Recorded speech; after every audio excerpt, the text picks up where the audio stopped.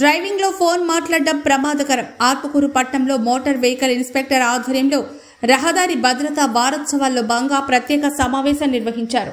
ఈ కార్యక్రమానికి Atmakur CI Gangadhar, motor vehicle inspector M Ravulu, Atmakur RTC depot manager Karimunnisa మరియు పట్టణంలోని వివిధ పాఠశాల వాహన డ్రైవర్లు, స్కూల్ యాజమాన్యాలు, ఆర్టీసీ డ్రైవర్లు హాజరయ్యారు. ఈ సందర్భంగా వక్తలు మాట్లాడుతూ డ్రైవర్లు ప్రయాణ సమయంలో అప్రమత్తంగా ఉండాలని, ప్రయాణికుల ప్రాణాలు మీ చేతిలో ఉన్నాయంటూ డ్రైవర్లకు సూచనలు చేశారు. వాహనాలు నడిపే సమయంలో అశ్రద్ధగా ఉండకూడదని తెలిపారు.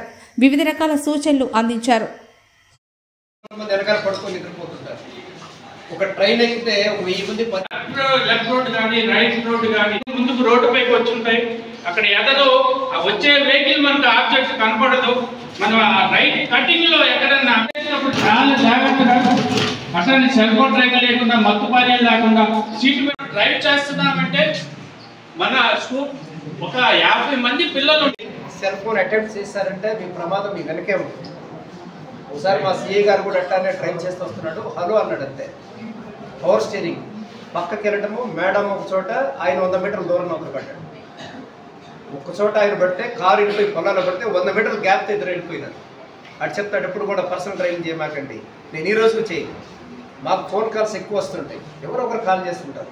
ఫోన్ అటెంప్ట్ చేస్తామంటే ఈ కారు పవర్ స్టీరింగ్ మన కాదు, సెకండ్ అట్లా దీబెట్టి వెళ్ళిపోతుంది. బస్సులో గీసారంటే కొద్దిగా కొంతవరకు పర్లేదు, ఈవెన్ అవి కూడా కంట్రోల్ చేయలేదు. కానీ పొరపాటును కూడా డ్రైవింగ్ చేయదు. రెండోది సార్ చెప్పారు, మనసు ప్రశాంతత పెట్టుకోండి. ఇంటి దగ్గర నుంచి బయలుదేరేటప్పుడు మీ ఆవిడ చెప్తుంది, ఎదురొస్తుంది, జాగ్రత్తగా రండి.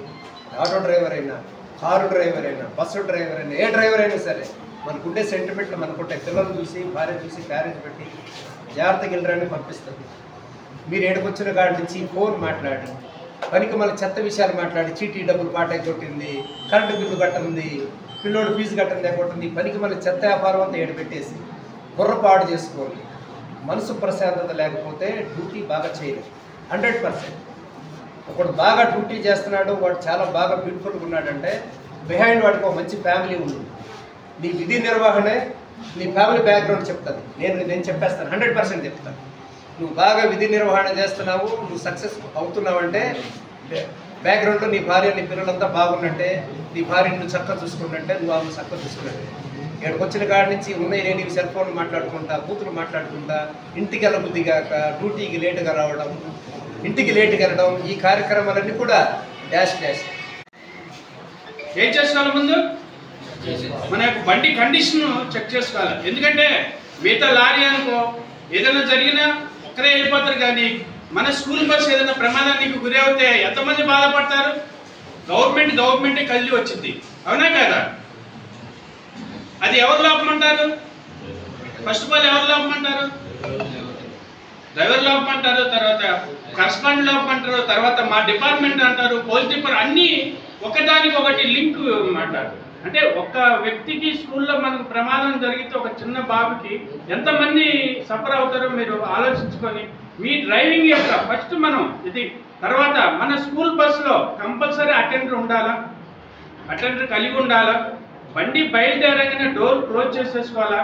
తర్వాత సీటింగ్ ప్రకారమే మనం పిల్లల్ని ఎక్కించుకోవాలి తప్ప ఎక్కువ ఎక్కించుకొని వాళ్ళు నించొని అటు ఇటు మనం ఎక్కడో మలుపు దగ్గర లేకపోతే బ్రేక్ కొట్టిన దగ్గర వాళ్ళు ముందుకు పట్టము, అవునా కదా?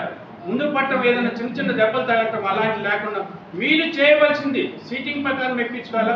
తర్వాత మెయిన్ ఇంకా బయలుదేరేటప్పుడు ఇవాళ డోర్ లాక్ చేసుకొని స్టడీగా మనం ఓవర్ స్పీడ్ లేదు. ఓవర్ స్పీడ్ అంటే ఇప్పుడు ఏమి కిలోమీటర్ మీద కట్ చేసేసింది లోడ్, మీరు ఓవర్ స్పీడ్ వెళ్ళడానికి కూడా లేదు. 40 కిలోమీటర్లు వెళ్ళండి, ఏం పర్లేదు. ఒక అరగంట లేట్ అయినా గమనిస్తానికి బాధ లేదు, కానీ ఒక అరగంట ముందు 10 నిమిషాల ముందు మాత్రం స్పీడ్ వెళ్ళొద్దు.